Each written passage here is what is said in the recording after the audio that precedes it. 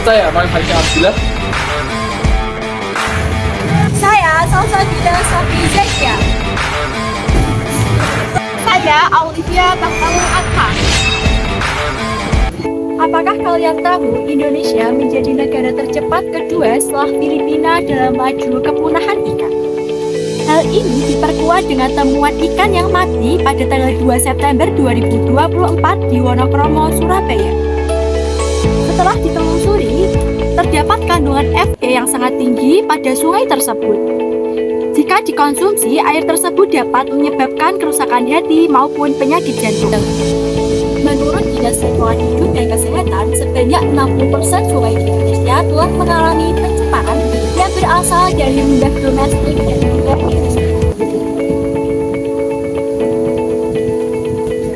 Lingkungan sekitar perairan tidak akan cepat terselesaikan, bahkan akan terus-menerus semakin parah akibat dari kurangnya kesadaran masyarakat dan kurangnya perhatian khusus dari pemerintah. Pabrik membuat kondisi aliran sungai Cilengsi Bogor semakin parah. Selain hitam dan berbau, ribuan ikan ditemukan mati di sungai Cilengsi. Masih bicara mengenai lingkungan, mayoritas sungai di Jakarta memiliki kualitas air yang tidak layak akibat pencemaran. Kondisi ini disebabkan oleh maraknya pembuangan limbah rumah tangga.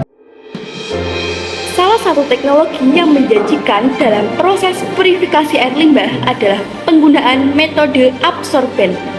Absorben mampu menyerap kontaminan dari air limbah sehingga dapat memurnikan air secara efisien. Tawas silika dan zeolit adalah dua jenis absorben yang terkenal memiliki kapasitas absorpsi yang tinggi terhadap berbagai zat pencemar.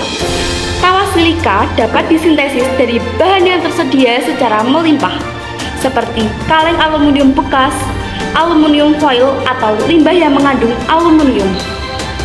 Pada penelitian Naftali dan kawan-kawan 2024 membuktikan pengaruh penambahan tawas terhadap modifikasi absorben dan pengaruh waktu aktivasi secara mekanosemikal.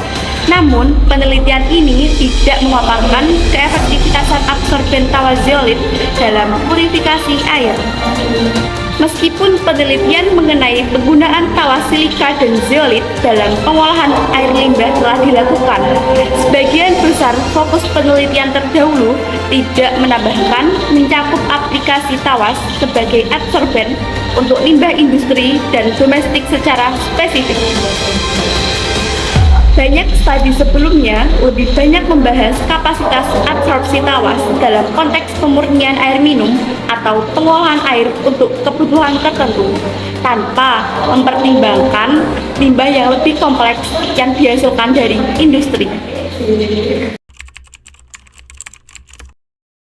Kalau seumpama di tahun berikutnya atau periode berikutnya terdapat inovasi terkait dengan limbah agar efisien dibuang gitu nggih, boten menggunakan alat yang sangat rumit, hanya menggunakan satu bahan saja. Bagaimana tanggapan Ibu? Ya, sangat senang sekali kalau ada yang penemuan seperti itu. Baik. Nah, pada pembuatan KAI SO4, sebelum melakukan praktek, kita membutuhkan perlengkapan yang sesuai SOP, seperti masker, sarung tangan, dan jas lab. Karena jika kita tidak sengaja terkena larutan yang terdapat pada proses tersebut, akan memberikan efek seperti panas, gatal, dan sumber infeksi yang berbahaya. Kemudian kita siapkan bahan, yaitu kalium hidrosida, Aquades Band 180 ml, dan kaleng aluminium bekas yang sudah melalui proses hidrolisasi hingga berbentuk butiran atau serbuk.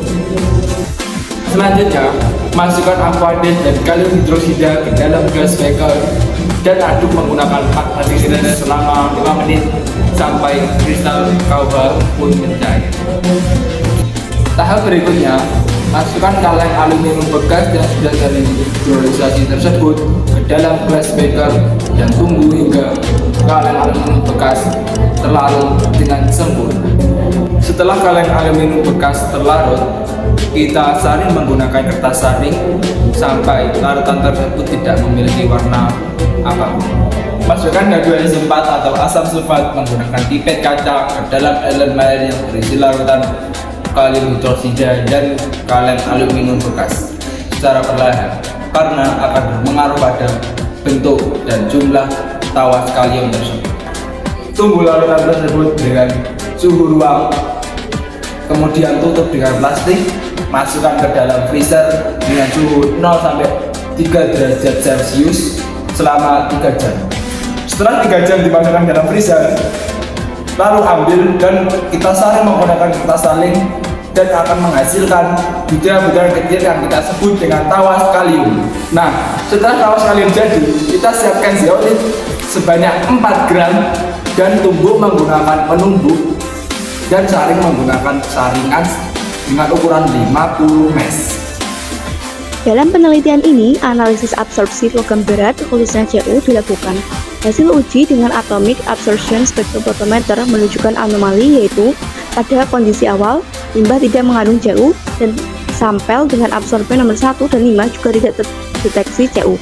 Namun absorben nomor 2, 3, dan 4 menunjukkan adanya Cu. Anomali ini mungkin disebabkan oleh proses sintesis tawas dari kaleng aluminium bekas yang mungkin menghasilkan Cu sebagai hasil samping. Anomali ini disebabkan oleh fakta bahwa absorben nomor 1 memiliki lebih sedikit tawas sehingga Cu terikat dalam polisilika aluminium dan tidak terdeteksi. Sebaliknya, absorben nomor 2, 3, dan 4 yang kaya tawas membuat polisilika jenuh, mengakibatkan deteksi Cu yang berlebih. Dengan Savion, kita kobarkan semangat SDGs dan wujudkan Indonesia Emas 2045. Mari satu kota Kediri, prestasi vokasi teknik.